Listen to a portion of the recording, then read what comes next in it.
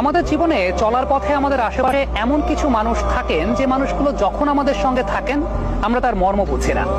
তার মর্ম আমরা তখন বুঝি যখন তিনি আমাদের সঙ্গে না থাকেন, তখন মনে হয় কি যেন নেই, কি যেন নেই।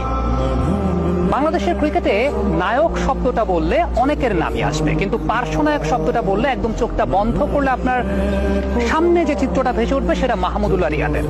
মাহমুদুল্লাহ রিয়াদ বাংলাদেশের ক্রিকেটের এমন একজন ক্যারেক্টার যিনি দিনের পর দিন থ্যাঙ্কলেস জব করে গেছেন, প্রাপ্য সম্মান খুব একটা পাননি, অন্যের ব্যর্থতার যে গ্লানি সেটা বোঝা হিসেবে তিনি বহন করেছেন। বাংলাদেশ দলে মাহমুদুল্লাহ রিয়াদের প্রয়োজনীয়তা এখন আছে কিনা, এই প্রশ্নটা আপনি যদি আমাকে করেন তাহলে আমি বলবো, আপনি যদি ওয়ানডে ক্রিকেটের পার্সপেক্টিভ থেকে করেন, অবশ্যই আছে, অবশ্যই আছে। আমি সর্বশেষ দুইটা সিরিজ নিয়ে পর্যালোচনা করি। সর্বশেষ দুইটা সিরিজ, একটা ইন্ডিয়ার সঙ্গে, একটা ইংল্যান্ডের সঙ্গে। এই দুইটা সিরিজে 6টা করে ম্যাচ খেলেছেন বাংলাদেশের টপ এবং মিডল অর্ডারে 6 জন ব্যাটসম্যান। এই 6 জন ব্যাটসম্যানের মধ্যে 1 নম্বর রান স্কোরারের তালিকায় রয়েছেন সাকিব আল হাসান, 2 নম্বরে রয়েছেন মাহমুদুল্লাহ রিয়াদ। তার মানে সর্বশেষ আপনার ওয়ানডে টিমের দুইটা সিরিজে টপ স্কোরারদের তালিকায় যিনি 2 নম্বর অবস্থান করছেন, তাকে আপনি ন্যাশনাল টিমে চাইছেন না। টেকনিক্যালি আপনি যদি ব্যাপারটা চিন্তা করেন সেটা কিন্তু একটা রং কনসেপ্ট। ইন্ডিয়ার এগেনস্টে যে প্রথম ওয়ানডে ম্যাচটা ছিল, সেই প্রথম ওয়ানডে ম্যাচে মাহমুদুল্লাহ রিয়াদ যখন ব্যাটিং করতে নেমেছেন তখন দলের রান 95 রানে 4 উইকেট চলে গেছে। এই অবস্থায় নেমে অবশ্যই একজন 6 নম্বরের ব্যাটসম্যানকে ইনিংস রিকভারি করতে হয়। মিরপুরের পিচ নিশ্চয়ই ওই রকম পিচ না, পাকিস্তানের পেশোয়ারের পিচ না, কিংবা রাওয়ালপিন্ডির পিচ না যেখানে ওই রিকভারিটাও মেরে মেরে করতে হবে একজন ব্যাটসম্যানকে। ওই অবস্থায় মাহমুদুল্লাহ একটা 33 রানের পার্টনারশিপ করেছেন, যেখানে তার অবদান 35 বল থেকে 14 রান।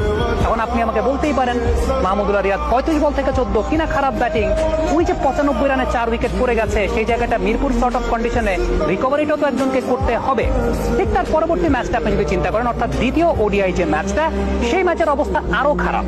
সেই ম্যাচে মাহমুদুল্লাহ যখন ব্যাটিং করতে নামলেন তখন দলের রান 66 রানে 4 উইকেট, কিছুক্ষণ পর হয়ে গেল 69 রানে 5 উইকেট, তার একটু পর হয়ে গেল 69 রানে 6 উইকেট। অর্থাৎ 69 রানে যখন 6 উইকেট, এই অবস্থায় কি একজন ব্যাটসম্যান 200 স্ট্রাইক রেটে ব্যাটিং করবেন? অবশ্যই 200 স্ট্রাইক রেটে ব্যাটিং করবেন না। ওই জায়গা থেকে মেহেদী মিরাজের সঙ্গে তার একটা অত্যন্ত বড় পার্টনারশিপ, সেটা 148 রানের পার্টনারশিপ, যেখানে মাহমুদুল্লাহর অবদান 96 বল থেকে 77 রান। ভাই, 69 রানে 6 উইকেট পড়ে যাওয়ার পর আপনি যদি এক্সপেক্ট করেন 77 রান মাহমুদুল্লাহ রিয়াদ করবেন 35 বলে, 40 বলে, 60 বলে, 65 বলে, 70 বলে, তাহলে আপনি ক্রিকেট আসলে বোঝেন না। আসলে আপনি ক্রিকেট বোঝেন না।